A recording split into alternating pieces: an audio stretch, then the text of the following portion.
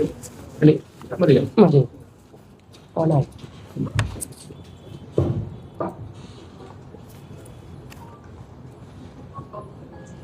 നമസ്കാരം.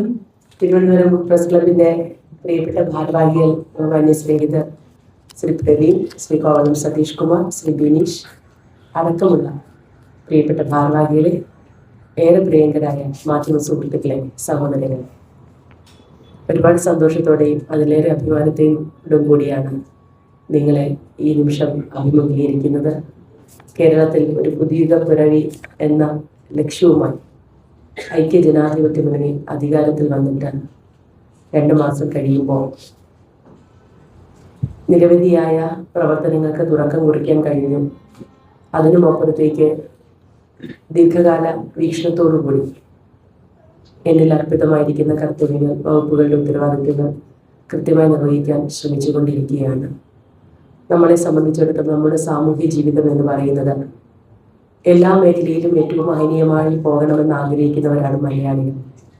കാലഘട്ടത്തിനനുസരിച്ചുള്ള വ്യതിയാനങ്ങളെ അതിവേഗം ഉൾക്കൊള്ളുകയും എല്ലാ കാര്യങ്ങളുടെയും നന്മകൾ ഉൾക്കൊണ്ട് തിന്മകളെ അകറ്റി നിർത്താൻ ശ്രമിച്ചുകൊണ്ട് പോകുന്ന ഒരു ശൈലിയാണ് ശരാശരി മലയാളിക്കുള്ളത്. ഞങ്ങളുടെ വകുപ്പ്, എനിക്ക് അലോട്ട് ചെയ്യപ്പെട്ടിരിക്കുന്ന വകുപ്പുകൾ തൊഴിൽ വകുപ്പും വനിതാ ശിശുക്ഷേമവും ക്ഷീരവികസനവും മൃഗസംരക്ഷണവുമാണ് പ്രധാനപ്പെട്ടത്. അതിനോടനുബന്ധിച്ചിട്ടുള്ള മറ്റ് ഡിപ്പാർട്ട്മെന്റ്സ്. ഈ മേഖലകൾ എന്ന് പറയുന്നത് ജനങ്ങളുമായി ഏറെ അടുത്ത് നിൽക്കുന്ന മേഖലയാണ്.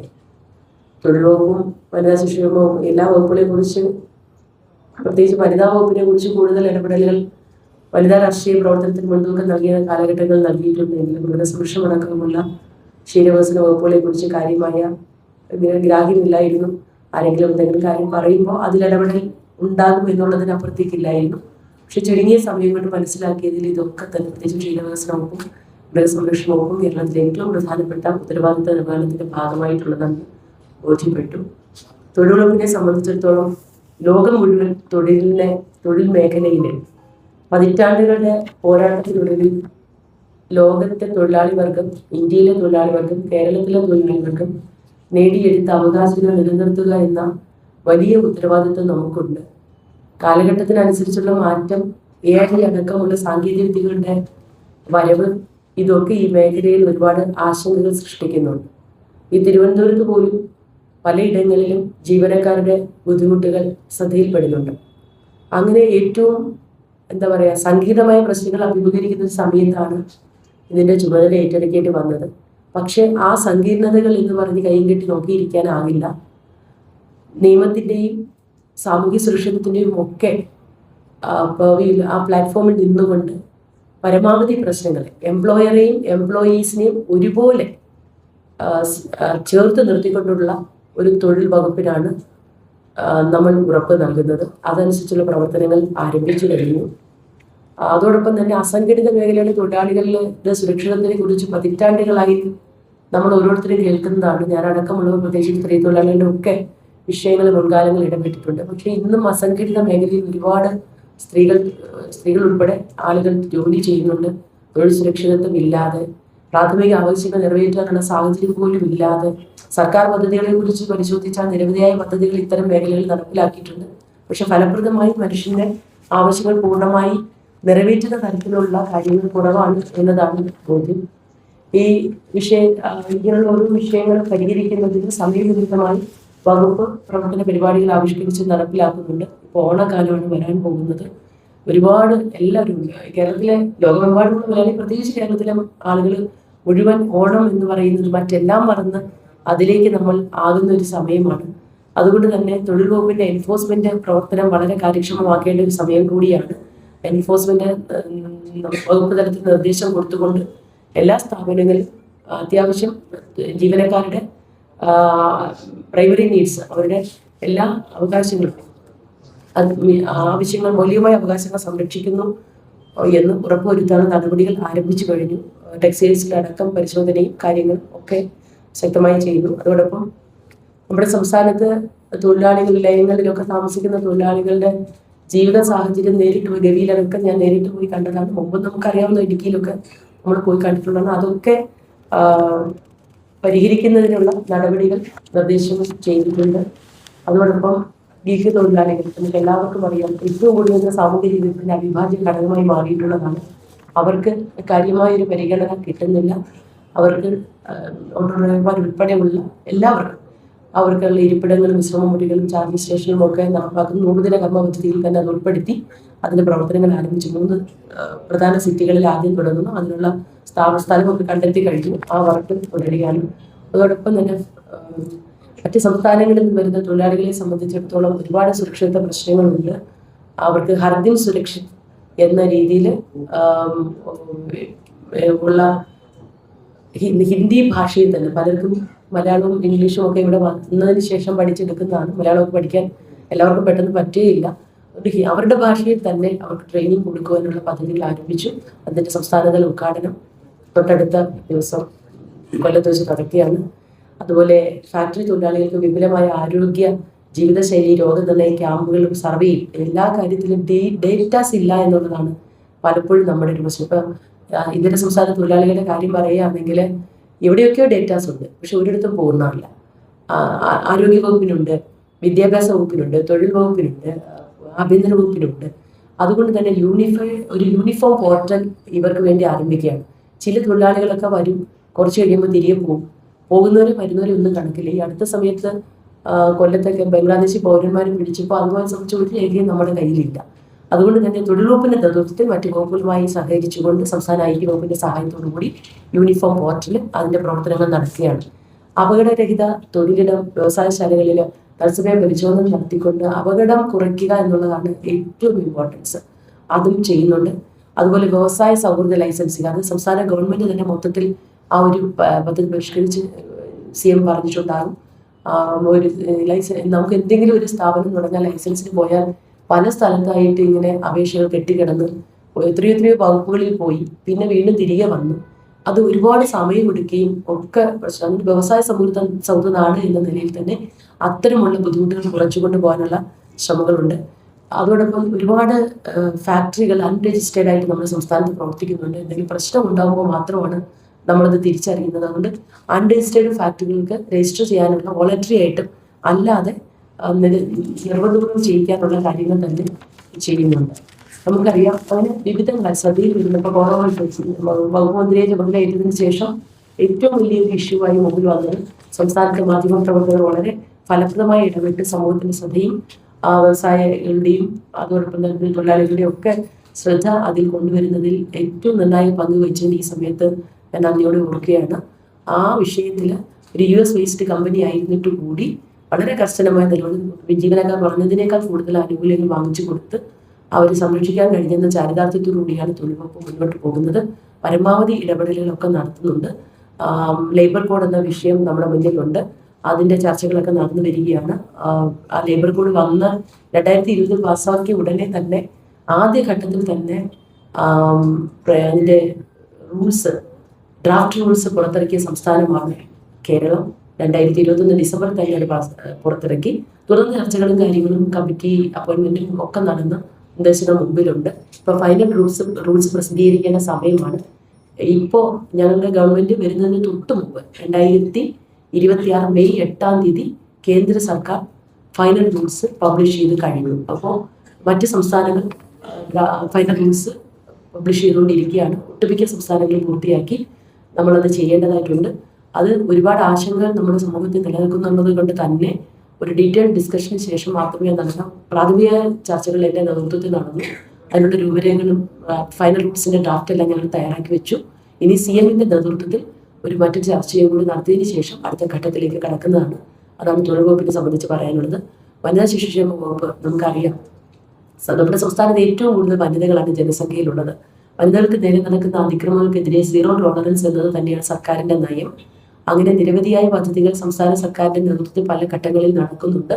പക്ഷേ മാറുന്ന കാലഘട്ടത്തിനനുസരിച്ച് പദ്ധതികളും പരിപാടികളും ഒരുപാട് നടക്കുന്നുണ്ട് എങ്കിലും സ്ത്രീകൾക്ക് നേരെയുള്ള അതിക്രമങ്ങൾ തുടർന്നു വരുന്നു എന്നുള്ളത് നമ്മളെയൊക്കെ അലോസരപ്പെടുത്തുന്നുണ്ട്.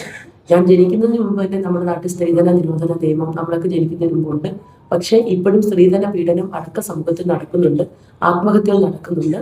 അതുകൊണ്ട് ആ മേഖലയിൽ ഒരു സംസ്ഥാനത്ത് സമഗ്രമായ ഒരു വനിതാ നയം നടപ്പിലാക്കാനുള്ള ഡ്രാഫ്റ്റ് ഞങ്ങൾ തയ്യാറാക്കി കഴിഞ്ഞു. ഇനി സ്റ്റേക്ക് ഹോൾഡേഴ്സുമായിട്ട് മുഖ്യമന്ത്രി അടക്കമുള്ള നേതൃത്വവുമായിട്ടുമൊക്കെ എല്ലാവരുമായി സംസാരിച്ച് ബന്ധപ്പെട്ട എല്ലാവരുമായി സംസാരിച്ച് എത്രയും പെട്ടെന്ന് സംസ്ഥാനത്ത് വനിതാ നയം നടപ്പിലാക്കുകയാണ്. വനിതാ നയത്തിന്റെ കാതൽ എന്ന് പറയുന്നത് ഒരു പെൺകുഞ്ഞിന്റെ ജനനം മുതൽ വളർച്ചയുടെ ഓരോ ഘട്ടത്തിലും പഠനം, ജീവിത നിലവാരം, തൊഴിൽ, സഞ്ചാരം, പൊതുവിടങ്ങളിൽ സുരക്ഷയും മികച്ച ജീവിത നിലവാരവും വേണ്ട അതിനെല്ലാം വേണ്ടുന്ന പിന്തുണ ഉറപ്പാക്കുന്ന നിലയിലുള്ള ഒരു വനിതാ നയമാണ്.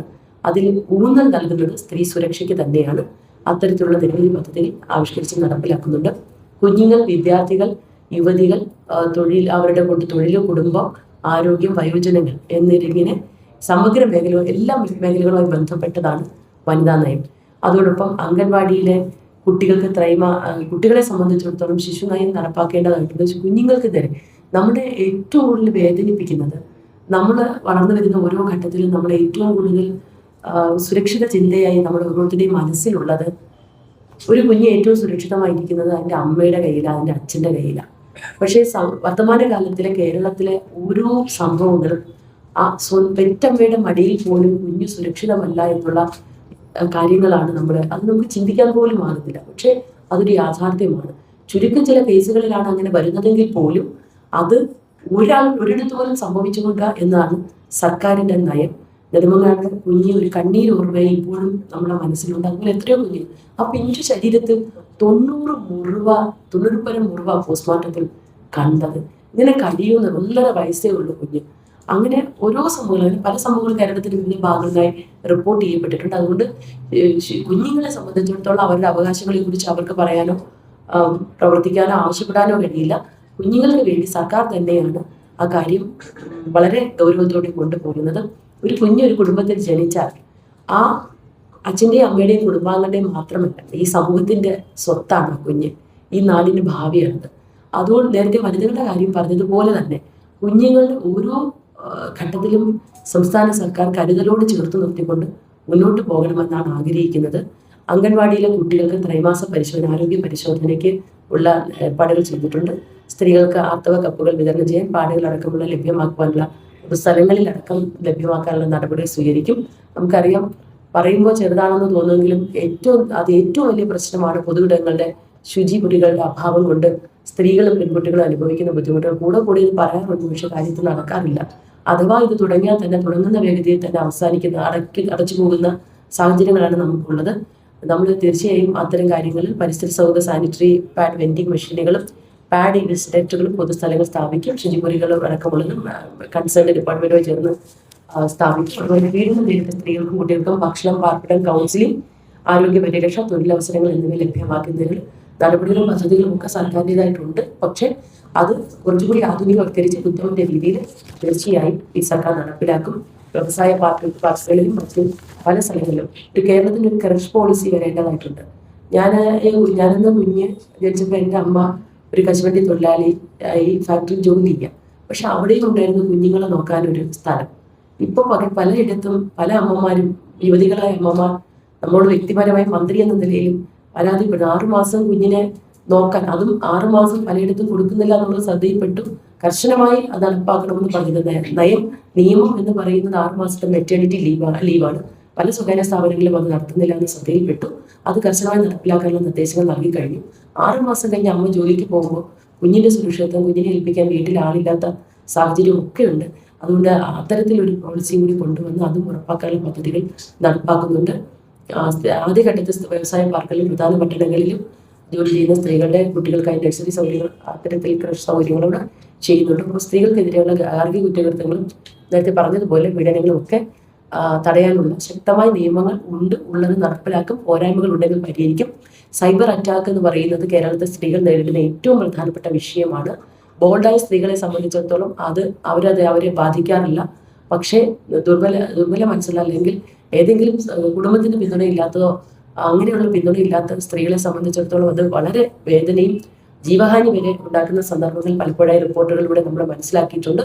അത്തരം കാര്യങ്ങളെക്കുറിച്ച് സംസ്ഥാന ഗവൺമെന്റ് വളരെ ഗൗരവതരമായി പരിഗണിക്കുന്നുണ്ട്. അതോടൊപ്പം മൃഗസംരക്ഷണ വകുപ്പ് ഏറ്റവും കൂടുതൽ മൃഗസംരക്ഷണം ഇന്ന് ഉപജീവന മാർഗമായി വീണ്ടും കൂടുതൽ ആളുകൾ മൃഗങ്ങളെ വളർത്തുന്ന സാഹചര്യത്തിലേക്ക് വരുന്നുണ്ട്. എല്ലാ കന്നുകാലികളെയും ന്യായമായ വിലയ്ക്ക് ഇൻഷുർ ചെയ്യണമെന്ന് നടപടി ആരംഭിച്ചു. കാരണം മന്ത്രിയായ ശേഷം ഏറ്റവും കൂടുതൽ പരാതി കിട്ടിയത് പെട്ടെന്ന് ഒരു ഉപജീവന മാർഗമായ ഒരു കുടുംബം പുലർത്തിക്കൊണ്ടിരിക്കുന്ന പശു അല്ലെങ്കിൽ കന്നുകാലി പെട്ടെന്ന് അങ്ങ് ചത്തു പോകുമ്പോൾ എന്ത് ചെയ്യണമെന്ന് അറിയാതെ കുറേ രൂപ നഷ്ടമാകും, ജീവിതമാർഗവും നിലച്ചു പോകും. അങ്ങനെ അടക്കമുള്ള ഒരുപാട് പ്രശ്നങ്ങളുണ്ട്. അത്തരം പ്രശ്നങ്ങളെ കൃത്യമായി അഡ്രസ്സ് ചെയ്യുന്ന പദ്ധതികളുണ്ട്. കന്നുകുട്ടി പരിപാലനത്തിന് ഉള്ള പദ്ധതികൾ വളരെ സാർവത്രികവും ശാസ്ത്രീയവുമാക്കി മുന്നോട്ട് കൊണ്ടുപോകും. താറാവ് കർഷകരെ നമുക്കറിയാം, ഓരോ സമയത്തും ഈ താറാവ് കർഷകരുടെ പ്രശ്നങ്ങൾ, പെട്ടെന്ന് രോഗം വ്യാപിക്കുന്ന അടക്കമുള്ള പ്രശ്നങ്ങളുണ്ട്. അത്തരം പ്രശ്നങ്ങളെ അഡ്രസ്സ് ചെയ്യുന്ന പദ്ധതികൾ, അതോടൊപ്പം തെരുവ് നായ്ക്കൾ അടക്കമുള്ള പ്രശ്നങ്ങൾ LSDD വകുപ്പുമായി ഞങ്ങൾ പ്രോജക്റ്റുകൾ തയ്യാറാക്കിക്കൊണ്ടിരിക്കുന്നു. വന്ധ്യകരണത്തിന് വാക്സിനേഷൻ ഡ്രൈവുകൾക്കുമായുള്ള മൊബൈൽ ആനിമൽ ബർത്ത് കൺട്രോൾ യൂണിറ്റുകൾ കൂടി സ്ഥാപിച്ചുകൊണ്ട് മുന്നോട്ട് പോകുന്നുണ്ട്. അതുപോലെ എല്ലായിടത്തും നമുക്കറിയാം പെറ്റ് ഡോഗ്സ് മുൻകാലത്തേക്കാൾ കേരളത്തിൽ ഇപ്പം പെറ്റ് ആനിമൽസ് സാർവത്രികമായിക്കൊണ്ടിരിക്കുക. അവർക്ക് വേണ്ടി പെറ്റ് ആനിമൽസിന് വേണ്ടി കൂടി ഒരു പോളിസി കൊണ്ടുവരാൻ സർക്കാർ ആലോചിക്കുന്നുണ്ട്. ക്ഷീരവികസന വകുപ്പ് കേരളം കനികണ്ടുടരുന്ന നന്മയാണ് മിൽമ എന്ന പരസ്യവാചകം നമ്മുടെ ഹൃദയത്തിലേറെയുണ്ട്. പാൽ ഉൽപാദനത്തിൽ സ്വയം പര്യാപ്തത നേടുക എന്നുള്ളതാണ് കേരളത്തിന്റെ ഏറ്റവും പ്രധാനപ്പെട്ട ആവശ്യം. ഇപ്പൊ 70,000 ലിറ്റർ പാലാണുള്ളത്. 1 കോടി ലിറ്റർ പാലാക്കാൻ 3 വർഷത്തിനുള്ളിൽ നടപ്പിലാക്കാനുള്ള പദ്ധതികൾ. പാൽ ഉൽപാദനം സ്വയം പര്യാപ്തമാക്കണം. തീറ്റപ്പുല്ല് കർഷകർ നേരിടുന്ന ഏറ്റവും പ്രധാനപ്പെട്ട പ്രശ്നം എന്ന് പറയുന്നത് പശുക്കൾ കന്നുകാലികൾക്കുള്ള തീറ്റ കൊടുക്കാനുള്ള ബുദ്ധിമുട്ടുകളുണ്ട്.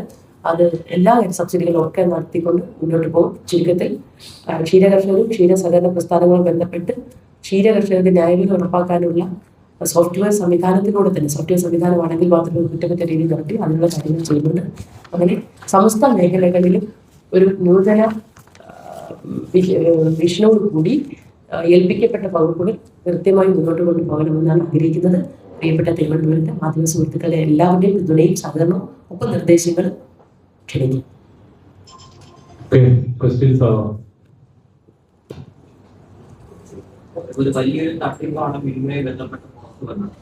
നടക്കുന്നുണ്ട്. അതുകൂടാതെ വകുപ്പ് തല അന്വേഷണത്തിന് ചുമതലപ്പെടുത്തിയിട്ടുണ്ട്. വകുപ്പിന്റെ ജോയിന്റ് ഡയറക്ടർ ഷീബ കമാലിന്റെ ഉദ്യോഗസ്ഥരെ, കാരണം ഇതൊരു ഡീപ്പായിട്ടുള്ള അഴിമതിയാണ് നടന്നിരിക്കുന്നത്. പ്രഥമ ദൃഷ്ടിയ നമുക്ക് കിട്ടിയ വിവരങ്ങൾ അനുസരിച്ചാണ് പ്രാഥമിക റിപ്പോർട്ട് തയ്യാറാക്കിയിരിക്കുന്നത്. അതുകൊണ്ട് വിശദമായ അന്വേഷണം നടത്തുന്നുണ്ട്. സ്വാഭാവികമായി ദേവസ്വം വകുപ്പിന് കൂടി, ദേവസ്വം ഉദ്യോഗസ്ഥർ കൂടി ഇതിൽ പങ്കുണ്ട് എന്ന സാധ്യത, കാരണം അല്ലാതെ മിൽമ ജീവനക്കാർക്ക് മാത്രമായിട്ട് ഇത് ചെയ്യാൻ കഴിയില്ലല്ലോ. നെയ്യ് വില കൂട്ടി, ക്വാളിറ്റിയും കുറഞ്ഞു. അത് വളരെ ഗുരുതരമായ തെറ്റാണ്. ശബരിമല അയ്യപ്പ സ്വാമിയുടെ നെയ്യഭിഷേകം അത് ഏറ്റവും പ്രധാനപ്പെട്ടതാണ്, ഏറ്റവും പരിശുദ്ധമായി നടത്തേണ്ടതാണ്. അവിടെ ആ നെയ്യിൽ തിരിമറി നടത്തിയത് ഒരു കാരണവശാലും അംഗീകരിക്കാൻ കഴിയില്ല. അതുപോലെ നിരവധിയായ വിഷയങ്ങൾ ഇത് സംബന്ധിച്ചുകൊണ്ട് ആ മിൽമയുടെ പ്രവർത്തനങ്ങളുടെ അന്വേഷണ വിവരങ്ങൾ കൃത്യമായി അന്വേഷിച്ച് റിപ്പോർട്ട് നൽകുവാൻ വേണ്ടി കമ്മിറ്റി ചുമതലപ്പെടുത്തി. സ്വാഭാവികം ഉണ്ടാവുമല്ലോ. ഭരണസമിതി അറിയാതെ പോകാൻ യാതൊരു സാധ്യതയുമില്ല. അത് വളരെ വിചിത്രമായി എനിക്ക് തോന്നിയത്, മിൽമയുടെ തിരുവനന്തപുരം മേഖല യൂണിയൻ പിരിച്ചുവിട്ടതിന്റെ അടുത്ത ദിവസം അവരുടെ ഭാരവാഹികൾ പറയുന്നത് അഴിമതിയൊക്കെ നടന്നിട്ടുണ്ട് അല്ലെ. അവരങ്ങനെ പറഞ്ഞില്ല. ഉദ്യോഗസ്ഥർക്ക് മാത്രമേ നടത്താൻ പറ്റില്ലല്ലോ. ഇവരുടെ അറിവോടും സമ്മതത്തോടും കൂടി അല്ലാതെ ഇത്രയും വലിയ കാര്യങ്ങൾ നടക്കില്ല എന്ന് പ്രഥമ ദൃഷ്ടിയ ബോധ്യപ്പെട്ടിട്ടുണ്ട്. എന്തായാലും അന്വേഷണത്തിന് ശേഷം കൃത്യമായി വിവരം പറയാം. പ്രധാന വിഷയം എന്ന് പറയുന്നത് ലേബർ കോഡ് ഇപ്പോ യാഥാർത്ഥ്യമായി രാജ്യത്ത് പാർലമെന്റ് പാസ്സാക്കി. കൺകറന്റ് ലിസ്റ്റിലാണ് തൊഴിലെങ്കിലും സെൻട്രൽ സ്റ്റാറ്റ്യൂട്ടിന് ഓവർറൂൾ ചെയ്യാനുള്ള പരിമിതികളുണ്ട്. അതും ഒരു ഭാഗം. പക്ഷെ കേരളത്തിനെ സംബന്ധിച്ചിടത്തോളം കേരളത്തിന്റെ തൊഴിൽ സംസ്കാരം എന്ന് പറയുന്നത് എംപ്ലോയർ ആൻഡ് എംപ്ലോയി ഈക്വൽ സ്റ്റാറ്റസോടുകൂടി പോകുന്ന ഒരു സാഹചര്യമാണ്. ഒരുപാട് ഇഷ്യൂ നേരത്തെ സൂചിപ്പിച്ചടക്കമുള്ള ഇഷ്യൂസും ഉണ്ട്.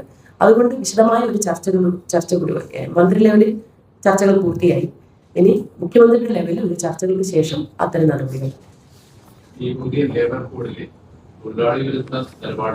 ഒരു ചർച്ചയും കൂടി, ഒരു സമഗ്രമായ ചർച്ചയ്ക്ക് ശേഷം തീരുമാനിക്കും.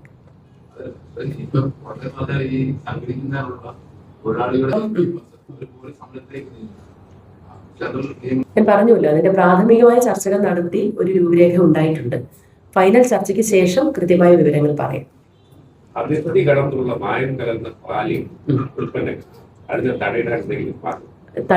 തടയിടാനുള്ള മാർഗങ്ങൾ ശാസ്ത്രീയമായി തന്നെ വകുപ്പ് ആരംഭിക്കുന്നുണ്ട്. അതൊരു വലിയ വിഷയമാണ്. നേരത്തെ ഇഷ്യൂസ് റിപ്പോർട്ട് ചെയ്യപ്പെട്ടിട്ടുള്ള ഒരു ഈ പറയുന്ന ഒരു പാല് മായം കലർന്ന് പിടിക്കുമ്പോൾ അപ്പോൾ ഒരു നടപടി ഉണ്ടാകും, പിന്നെ അതില്ല, പിന്നെയും ഇത് വരുമ്പോൾ നമ്മൾ അറിയുന്നില്ല. അതുകൊണ്ട് തന്നെ മൊത്തത്തിൽ സമഗ്രമായി അത്തരം ആ വിഷയത്തെ വകുപ്പ് അഡ്രസ് ചെയ്യുന്നുണ്ട്. അതെ, ഓണം വരുന്നത് ഇനിയിപ്പോൾ അത് ഏറ്റവും വലിയ വിഷയമാണ്. ഗവൺമെന്റ് എതിരല്ല, മറിച്ച് രണ്ടും ഇല്ലാതെ നമ്മുടെ നാടിന് മുന്നോട്ട് വന്നു. പറഞ്ഞല്ലോ, employer friendly and employee friendly. അത് ഒരു നിർദ്ദേശം IT വകുപ്പിന് തൊഴിൽ വകുപ്പ് കൊടുത്തിരിക്കുന്നത്. ഒരു ഞങ്ങളുടേതായ ഒരു അഭിപ്രായം രേഖപ്പെടുത്തിയിരിക്കുന്നത് ഒരു ഓഫീസ് വെൽനസ് പോളിസി വേണം. നിർബന്ധമായും കേരളം എംപ്ലോയർ ഫ്രണ്ട്ലി അല്ല എങ്കിൽ ഒരു വ്യവസായം വരത്തില്ല. ഈസ് ഓഫ് ഡൂയിങ് ബിസിനസ് ഒക്കെ നമ്മൾ കൊണ്ടുവന്നത് അതിനാണ്. നിർബന്ധമായി വ്യവസായങ്ങൾ ഇവിടേക്ക് വരണം. അതും അവിടുത്തെ ജീവനക്കാരുടെ അവകാശങ്ങളും സംരക്ഷിക്കണം. അത് ഈക്വലായിട്ട് തന്നെ നമ്മളോടിപ്പം ഈ ഇടത്തെ കണ്ണാണോ വലത്തെ കണ്ണാണോ വേണ്ടുന്നതെന്ന് ചോദിച്ചാൽ രണ്ട് കണ്ണും ഒരുപോലെ ഉണ്ടായാലേ പറ്റും. IT വകുപ്പിന്റെ കൃത്യമായ നിലപാട് നമുക്കറിയാലോ. വ്യവസായങ്ങൾ കൊണ്ടുവരണം, അവിടുത്തെ ജീവനക്കാരെ, അത് ആരും തമ്മിലൊരു ക്ലാഷ് ഇല്ല. കേരള ഗവൺമെന്റിനെ സംബന്ധിച്ചിടത്തോളം നമ്മുടെ നാട്ടിലേക്ക് വ്യവസായങ്ങൾ കൊണ്ടുവന്നാലല്ലേ നമ്മുടെ ആൾക്ക് ജോലി കിട്ടും. വ്യവസായം വരാതെ നമ്മൾ ജീവനക്കാരുടെ അവകാശം എവിടെയിട്ട് സംരക്ഷിക്കും? അതുകൊണ്ട് വളരെ കൃത്യമായി എംപ്ലോയി ഫ്രണ്ട്ലിയുമായിട്ടുള്ളൊരു നയവുമായി ഗവൺമെന്റിന് മൊത്തത്തിൽ മുന്നോട്ട് പോകാൻ.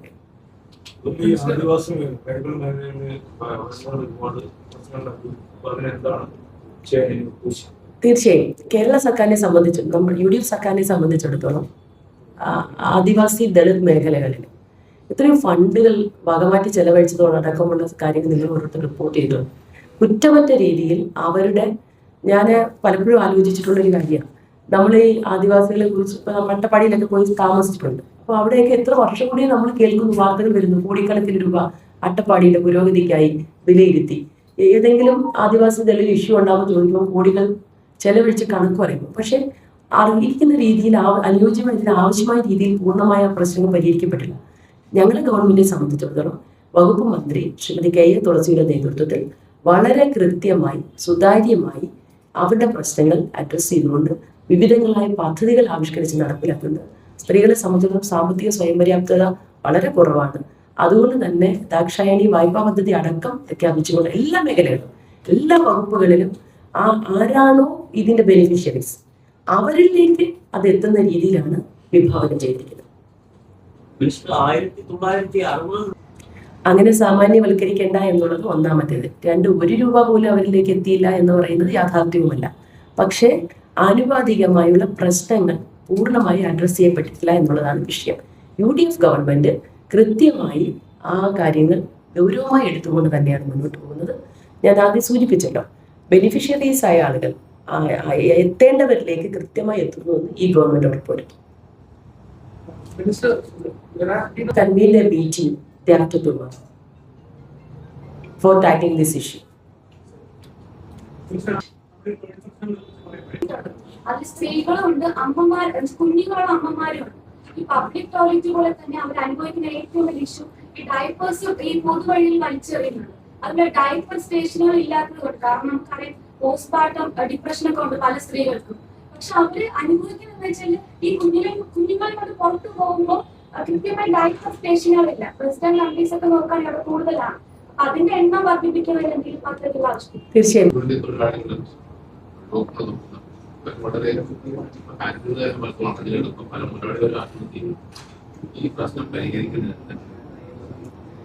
ഞങ്ങൾ നോക്കുന്നുണ്ട്, പ്രായോഗികമായി ചെയ്യാൻ കഴിയുന്നതൊക്കെ ചെയ്യും. ശിശുമരണ നിരക്കിൽ യൂണിവേഴ്സൽ സ്റ്റാൻഡേർഡിൽ ആണ് നമ്മളെങ്കിലും പറഞ്ഞല്ലോ, ഒരു മരണം പോലും സംഭവിച്ചുകൂടാ, ഒരു ആക്രമണം പോലും നടന്നുകൂടാ എന്നുള്ളതാണ് നമ്മുടെ നയം. അത് നടപ്പാക്കാനുള്ള കാര്യങ്ങൾ പരമാവധി സർക്കാർ ചെയ്യും.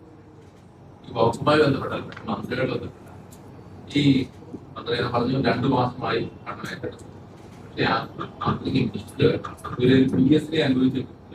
നിയമിക്കാനായിട്ടില്ല, അല്ലെങ്കിൽ നിർദ്ദേശിച്ച ആളെ നിയമിക്കാനായിട്ട് തയ്യാറാവും.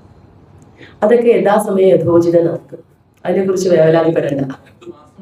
ആയിക്കോട്ടെ, അതൊക്കെ യഥാർത്ഥത്തിൽ 2 മാസത്തിലാണ്. എന്തെങ്കിലും പേര് നിർദ്ദേശിക്കുക എന്നല്ല. അതൊക്കെ വകുപ്പ് തല കാര്യങ്ങളാണ്. അത് സർക്കാർ ആ കാര്യത്തിൽ സർക്കാർ കാര്യം പോലെ നടത്തുന്നത്, അതിൽ ആശങ്കപ്പെടേണ്ട. അതല്ല ഞാൻ ചോദിച്ചത്, ഇങ്ങനൊരു പേര് നിർദ്ദേശിക്കപ്പെട്ടു, പർട്ടിക്കുലർ പേര് പറയുന്നില്ല, അങ്ങനൊരു പേര് നിർദ്ദേശിക്കപ്പെട്ടു, അതൊക്കെ ആഭ്യന്തര കാര്യങ്ങൾ. ഓക്കെ, വേറെ വിഷയം വകുപ്പിനെ സംബന്ധിച്ച് എന്തെങ്കിലും ഉണ്ടെങ്കിൽ ചോദിച്ചു.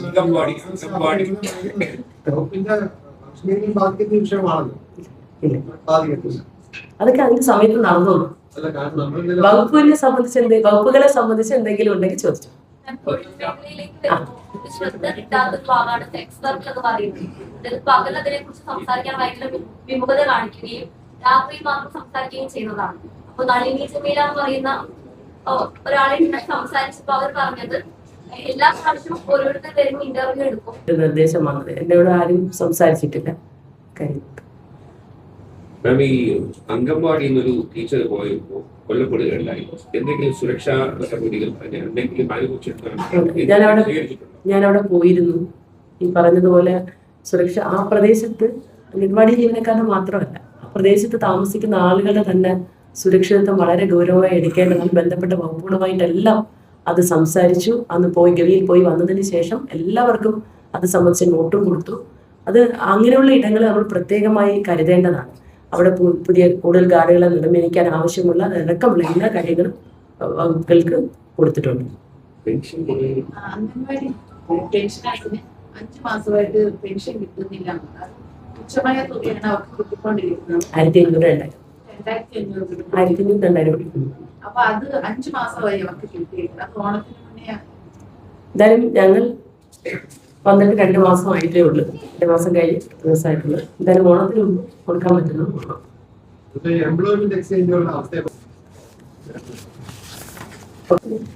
Thank you. എന്തായാലും ഈ മീറ്റപ്രസിൽ നിങ്ങളോടൊപ്പം ചേർന്ന പ്രിയപ്പെട്ട മന്ത്രിക്ക് പ്രസിഡന്റിന്റെ നന്ദി അറിയിക്കുന്നു. അപ്പോൾ ഇവിടെ ചേർന്ന മുഴുവൻ മാധ്യമപ്രവർത്തകർക്കും പ്രസിഡന്റ് ബാക്കിൽ വന്നിരിക്കുകയാണ്. UDF യോഗത്തിലുണ്ട്. അപ്പൊ ഇനി ഇതിന്റെ പിന്നാലെ നമ്മുടെ കുറച്ച് പ്രധാനപ്പെട്ട വാർത്താ സമ്മേളനങ്ങളുണ്ട്. അവരെല്ലാവരും വെയിറ്റ് ചെയ്യാണ്. അപ്പോൾ നമ്മുടെ മാധ്യമപ്രവർത്തകർ തുടരണം എന്ന് അഭ്യർത്ഥിക്കുന്നു. Thank you.